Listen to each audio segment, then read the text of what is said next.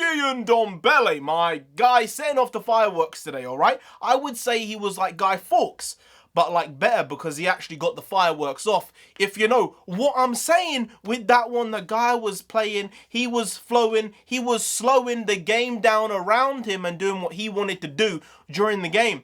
And he was only on the pitch for like 25 minutes. I mean, man, talk about a game changer. Talk about a game changer. Hey, NarendraTheComic here right now. We're just going to be going over the Spurs game, FA Cup 4th round.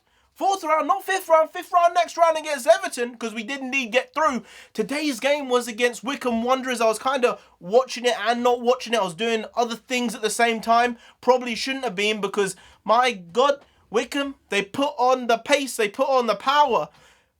Well, they had the beast. The beast is a different question, but they really did play well in that first half. I was struggling to see Spurs do much. They had a couple of good chances, not much in the first half. And I was a bit worried come the 40th minute. It just wasn't happening. It wasn't happening for Spurs.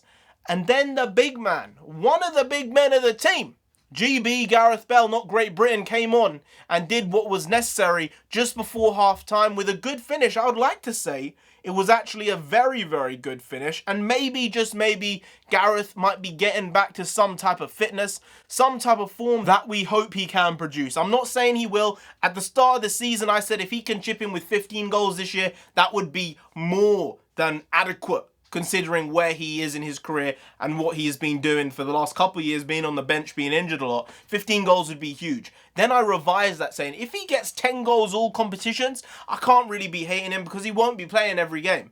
He hasn't been playing every game, and he's already scored 4 goals, and it's about halfway through the season. So the 10-goal target is kind of still on. I think he can do it by the end of the year. And if he's scoring in some big games as opposed to some smaller games, then I can't really bash it. I don't think anyone can really be doing that if he does indeed get up to 10 goals this year.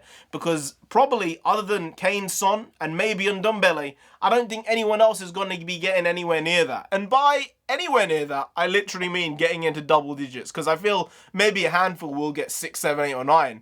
But I really just mean getting into the DDs, the double Ds, the double digits for the season. I think he can do it. I really do. But Spurs, they almost did the Spursy thing, as is a coin term that I disdain. I don't like it. And it gets thrown about so much. I already saw it online. Oh, Spurs being Spursy against Wycombe.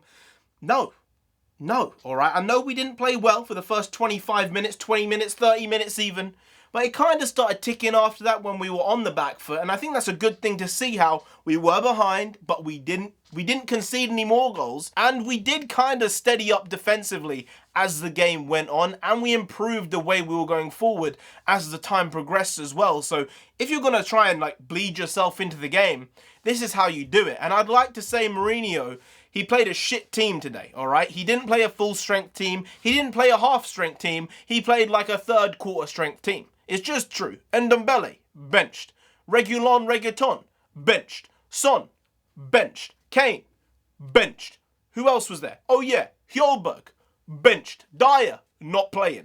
Like, there were a lot of players, big-time players, Aurier, not playing, who were on the bench here. Because Mourinho is smart in some ways and said, I need to rotate, but I still want to put out a decent team. Clearly the team wasn't good enough, because nothing happened for us really until he made big changes after like the 60th minute. Bringing on Kane, bringing on Son, bringing on Ndombele, the big man. Because that's what really changed the game. Let's be clear here. It was the fact he made those changes, bringing on 4 first-team players in Hjulberg as well. And because of that, we ended up winning the game. If that hadn't happened, I'm not going to say we would have lost, but we might not have won. And in me saying that, I'm basically saying we could have lost if those changes hadn't been made, because it was a really tight game for a lot of it. Spurs were dominant come past the 60th minute or so. And I think that's just fitness. I think that's just, you know, the way players are conditioned in the Premier League is different from the Championship. And Wycombe Wanderers are a very, very respected team in my opinion. They're a team who have like no budget. They're a team who shouldn't be in the Championship, but got there. And they might be the bottom of the Championship, but at the same time, I have respect for that side and have done for about 10 years now, since I started watching like league football more and more. I don't know why. I just like the club. I like the team. I like the logo, all right? Plus, we got We got Akinfenwa as well. It was like, this is what we want to see in the FA Cup. I want to see Akinfenwa. I want to see some League 2, League 1, Championship level teams, even further down, like 2 weeks ago when we were playing, was it Marine? I think it was Marine in like the 8th division they were in of English football. That's what this type of stuff's all about. So seeing us play teams who really up their game, who really try the utmost, and then still get battered down come the long-term game, it's good to see. But most importantly, Spurs won. It did start off with the Gareth Bale goal just before half-time. Then my boy Winksy over here scoring a relative banger for Winksy. It's not like it really was a banger, let's be clear. But for Winks, it was a good goal. Even though it was basically in the middle of the goal, it wasn't like curled at all. It wasn't in like the top left or top right. It was misplacement from the goalkeeper, and because of that, Winks was able to get his shot off and score down the middle of the goal with a curler. I don't know. It was a good goal. Thank you, Winks. Thank you for getting the goal that was necessary there. Because then Ndombele came on, did this weird side-footed but curled goal in reverse. It was like a reverse Uno reverso of a side pass into the net from Son's pass. And I was like, well, 3-1, thank goodness, job done. But the way Spurs were playing, I was like, they're going to get another one. They're not going to let up here. They're not going to let up. And would you guess it? Bad Boy, as some call him. That some do call him this. You know who I'm talking about, who's going to be calling him that. Got what I would say was the best goal of the game in cutting back, doing in 2 defenders, and really whipping in a very, very spicy, flary, tasty goal. It was indeed pretty tasty. I felt satisfied after watching it.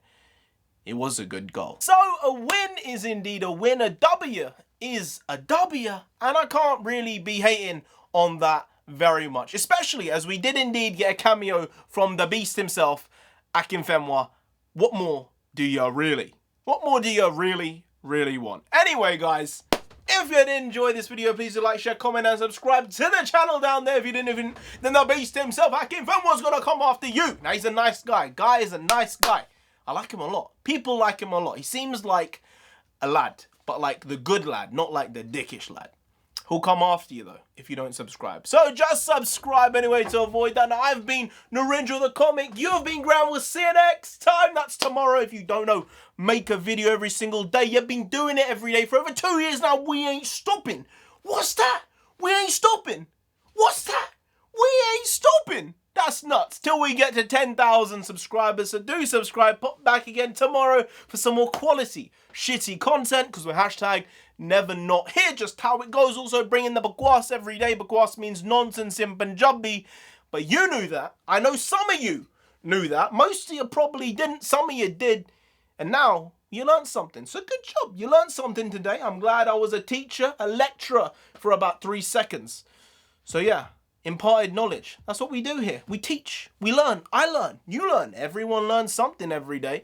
So maybe you learned that today. If you didn't, I don't really know what to say because I say it every day. You probably won't learn it tomorrow because I told you it today. But see you tomorrow because I will indeed be here with some more bakwas because it's just what we do on a daily basis. See you tomorrow. Skadoosh.